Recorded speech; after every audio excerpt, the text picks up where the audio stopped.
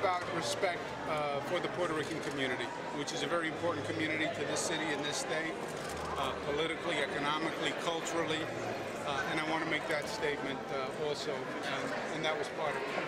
Any questions for myself or my colleagues? One question. You're on the Independence Party. What does that party mean to you? Just what it says. People have a number of options of where they can vote. They could vote on a Democratic line. They could vote on the Independent Party. They could vote on the Women's Equality Party, which is just starting up, but which is a party that we're very excited about. The Lieutenant Governor, to me, in my opinion, has been working very hard on the Women's Equality Party to get the word out about that, which basically supports the women's equality agenda, so people have choices. Obviously, there's some discontent. Some people that are at the United States, Senator Ruben Diaz Sr. Has said that in regards to the DREAM Act, he wished he had seen more from you, that you've not lived up, according to him, to what you've said in action. I just wonder if you could respond to that. Well, the political opponents say what political opponents say, right? The DREAM Act didn't pass. I support the DREAM Act. The legislature would not pass the DREAM Act. I worked very hard to pass it. They wouldn't pass it. This election, to me, is in part about the DREAM Act. Women's equality, we worked very hard to pass women's equality. This legislature wouldn't pass women's equality. This election is now about women's equality. So if you want women's equality, if you want the DREAM Act to pass, then elect a legislature that supports it.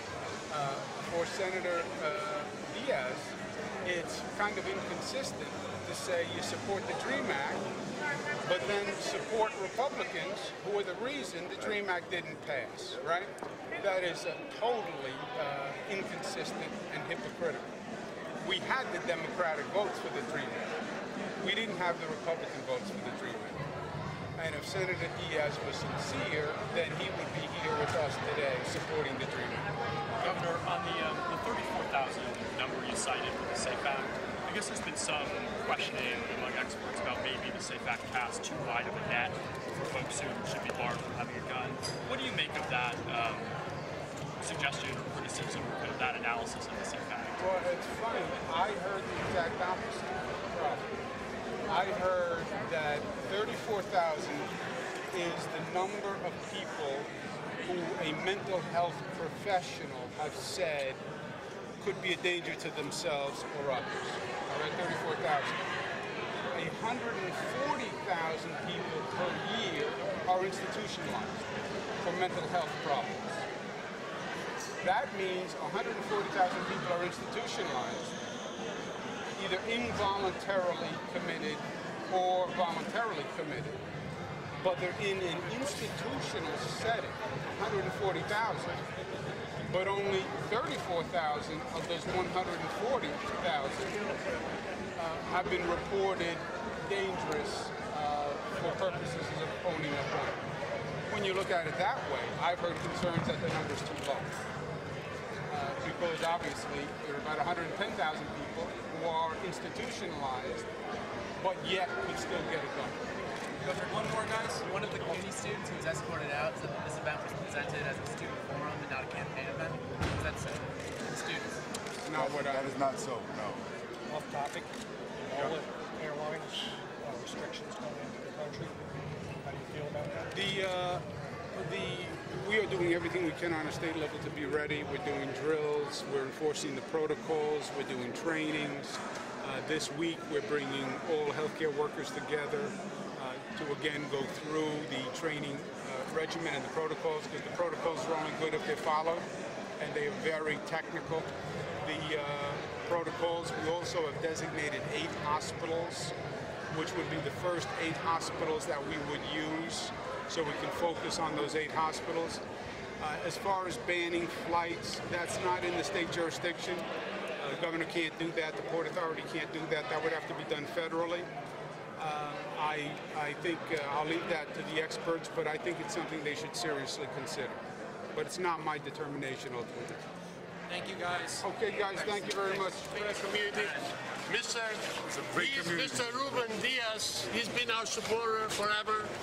Do you have anything to say? so We have all I. support you and your dad. Yes. We have Mark Jonai, one of Albanian leaders. I know, he's supporting And me. he's Albanian too. Mark Jonai and myself and all of us here in the Bronx, we support the governor because in the Bronx, so many great things are happening with the Albanian community. Is also helping us out. But we couldn't do it alone. We have a great champion, Governor COUMO, and we're going to all do it together. We're going to move forward together. Exactly right. It's a beautiful community. They've been a great addition to New York. They have a proud history. They were very supportive of my father early on. Yes. And I appreciate the history that we have together, and we're going to build on it going forward. Do you know we Don't have? forget your- No, I have extra ones. And listen, I have the big ones too. I want to say one thing. It's coming November 28th. We are doing some celebration with it. Are you going to support us? Invite me. November 28th? You got it. We'll talk about that again. I know, but he's the guy who's doing it. Invite me. All right? Governor, Mr. Borough President, this Listen, way. thank you. Albanian American TV. He's our friend. He's our friend, number one. Puerto Ricans John, and come over here. Albanians. Puerto Ricans and Albanians for COUMO. We are. Thank you so much. Welcome to the Bronx, and it's a great pleasure. You've been our leader, and you supported us for many, many years. And we are here to support Andrew COUMO. What do you have to say to Albanian community and to American community? Should we all work together like we always? Well, first, it was a great privilege when I was borough president to work so closely with the Albanian community, especially when all the trouble was going on in Kosovo, and to try to open our doors to let more people come here to escape the hostilities. And to see how the Albanian community has made its own very strong contribution and continues to make it to the Bronx and to all of New York. And being part of that great family of New York, like you, I'm here to support Andrew COUMO for re-election. He's been a terrific governor, the kind of governor who has made all the right decisions to get us back on track. You know, it's funny, his opponent has a poster that says, "Let's make New York great again." What I have to say to him is, sorry, pal, Andrew COUMO beat you to it. He did make New York great again. I agree with you 100%, and you've been our supporter too, like you said in Kosovo. You and your fellow leaderships, especially Ruben Diaz, I think he's doing a great job. Phenomenal borough president. And I think Bronx is coming, not the most borough, I think he's becoming number one, I hope. And to be honest with you, you motivated us. And you also said, but you didn't say that we were neighbors. We lived on the same block. Same block. Well, we came here today to support our governor and our future governor, which he serves very well, and I think he represents all of us. And we are here because Ruben Diaz has been very, very supportive of us, and I think all Bronx should speak together for the New York State. Are you willing to work together with all Albanian community? Well, as the council member of the 12th district, and part of my district, is aligned with the Alton area, which Assemblymember Mark Jonai. Yes.